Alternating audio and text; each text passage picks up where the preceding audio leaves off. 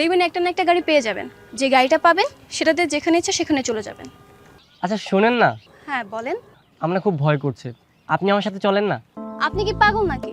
আমি কেন আপনার সাথে যাব?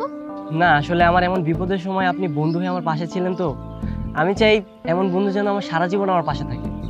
হ্যাঁ বন্ধু হয়ে থাকলাম, মাঝে মধ্যে দেখা হবে, কথা হবে, তাই বলে কি আপনার সাথে পালিয়ে যেতে হবে নাকি? কিন্তু বন্ধু হওয়ার আগে যে আমি তোমার উপর ক্রাশ খেয়ে গেছি। মানে?